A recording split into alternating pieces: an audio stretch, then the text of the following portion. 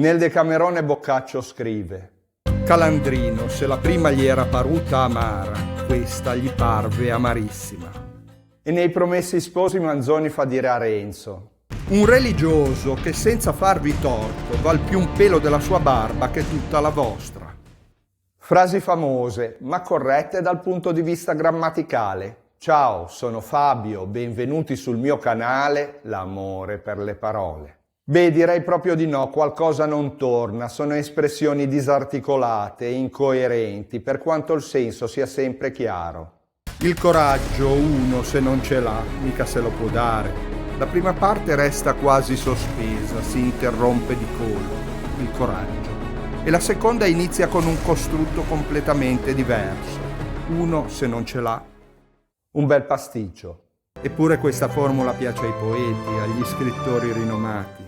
Si chiama anacoluto, una figura retorica, ma non solo. Cos'è allora di preciso l'anacoluto? A che cosa serve? E cosa significa davvero questa parola? Scopriamolo insieme.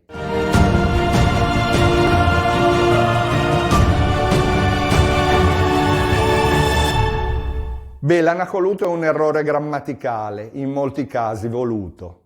La luna, bisogna crederci per forza. Spiega Cesare Pavese nella Luna e i falò, una rottura decisa dell'accordo sintattico tra gli elementi del periodo. La frase risulta spezzata a metà, la luna prima è il vero soggetto, e poi quel bisogna crederci per forza. I concetti sembrano buttati lì senza capo né coda, separati da una pausa improvvisa. Tuttavia il significato della frase nel suo complesso è cristallino e questa successione di elementi affiancati senza una logica ha una forza espressiva poderosa. Lo sanno bene gli autori antichi che sfruttano largamente l'anacoluto nelle orazioni, una finezza stilistica che suscita meraviglia. È per questa immediatezza che lo troviamo anche nel linguaggio comune, nei proverbi. Chi pecora si fa, il lupo se la mangia. Parte il discorso, si interrompe bruscamente per finire in modo diverso. Tanti galli a cantar non fa mai giorno. L'anacoluto colpisce all'istante, è spedito, diretto, affascina. La parola vede la luce per la prima volta nella lingua greca classica. Anakolutson è un sostantivo composto da una particella, an, che indica negazione, e dall'aggettivo akolutsos, che significa che segue, conseguente. Anakolutson è dunque per i greci la mancanza di seguito, di connessione logica. All'interno della frase, infatti, c'è un elemento che non segue la sintassi che caratterizza il resto del periodo. L'anacoluto è quindi disordinato per natura, anche se lo schema è preciso. In apertura c'è il soggetto logico, mai in accordo con quello che viene dopo, lì in sospeso per avere maggior risalto. Quelli che muoiono, bisogna pregare Iddio per loro, commenta ancora Manzoni.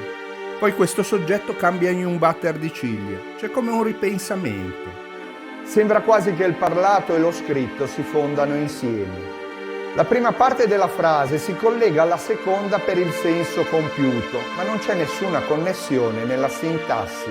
L'intento dell'anacoluto è proprio quello di riprodurre la spontaneità del parlato. Una sequenza di pensieri così come passano per la testa quando l'emozione rompe il filo del discorso, per coinvolgere il lettore e a volte per farlo sorridere. Se quello che sto dicendo non ti ha annoiato troppo, valuta l'opportunità di iscriverti al canale. Parleremo di tante altre parole interessanti e sarebbe un vero peccato perdersele. E allora dai, lascia un commento qui sotto e attiva la campanella delle notifiche per restare sempre aggiornato. Capitasse dunque di inciampare in un anacoluto, ricordiamoci per un istante di quell'etimologia lontana e di quel soggetto appeso cui niente segue, sempre alla caccia di un posto al sole, ma senza alcuna connessione con la sintassi ineccepibile del resto della frase.